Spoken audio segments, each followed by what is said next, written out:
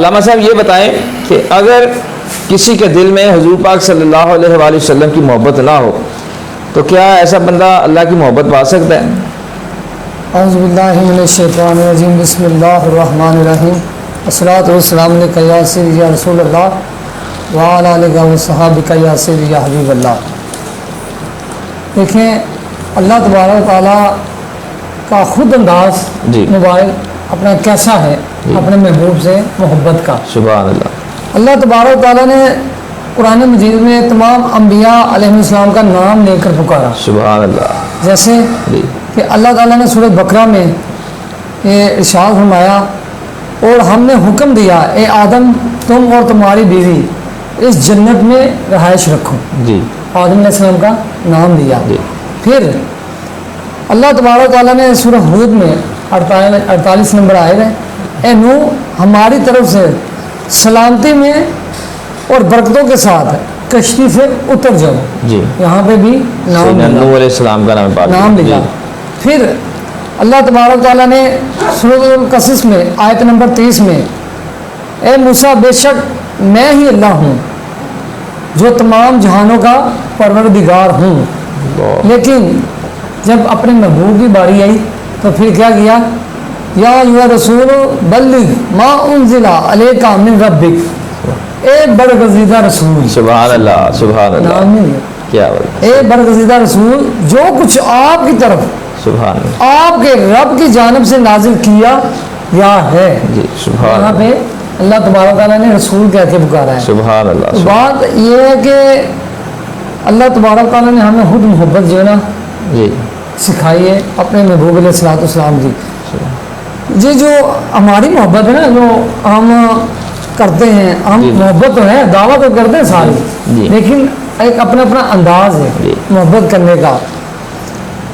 حضرت عبداللہ بن عباس رضی اللہ تعالیٰ عنہ سے روایت ہے، آپ فرماتے کہ جب نبی کریم علیہ السلام مکہ قریش کے ساتھ ہے نا، تو آپ نا وہ قریش مکہ جو تھا نا وہ بتوں کو سجا کے نا رکھتے تھے، بڑا ان کو ایسے بنا کے تو ان کی عبادت کرتے تھے بڑا۔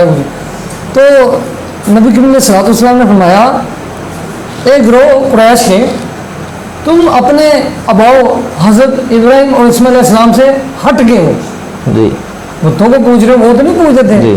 تو وہ کہنے لگے کہ بھئی ہم تو ان کی عبادت اس لیے کرتے ہیں کہ اللہ کا قرب حاصل کریں گے، اللہ کے پاس جانے کے لیے۔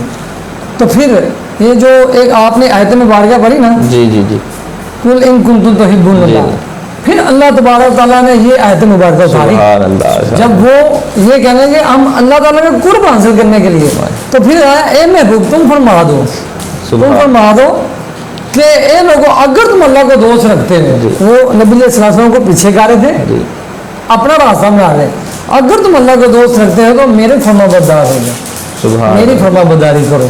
جب تم یہ اب تم کہہ رہے ہو ہم اللہ کو دوست رکھتے، پھر تمہیں نہیں کہنا پڑے گا، پھر اللہ کہے گا کہ میں تمہیں دوست رکھتا ہوں اور دوست بھی رکھوں گا اور تمہارے گناہ بھی بخش دوں گا، اور اللہ تعالیٰ بخشنے والا مہربان ہے۔ پھر ایک دن اللہ تبارک نے سورۃ ال عمران میں اللہ عمران کی آیت نمبر 32 میں ارشاد فرمایا، محبوب آپ فرما دو کہ حکم مانو اللہ اور اس کے رسول کا، پھر اگر وہ منہ پھیریں، اس کے بعد بھی اگر وہ منہ پھیریں تو اللہ کو خوش نہیں آتے کافر، یہاں پہ لفظ ہے کافر کا۔ تو اگر جو دعویٰ کرے نبی کریم علیہ السلام کی محبت کا، پھر کلام اللہ پاک کا اور زبان مبارک نبی کریم علیہ السلام کی، تو پھر لگتا ہے وہ سننے والا یہ نہیں سنا کہ فرما کون رہا ہے، کلام اللہ کا ہے اور فرما محبوب علیہ السلام ہے۔ یہاں سے سنا یہاں سے نکال دیا تو یہ مومن کی شان نہیں ہے، یہ تو کافر کے بارے میں ہے کہ وہ منہ پھیر دے، تو مومن سن کے کہ منہ پھیر دے۔ تو پھر اب محبت میں دیکھنا کہ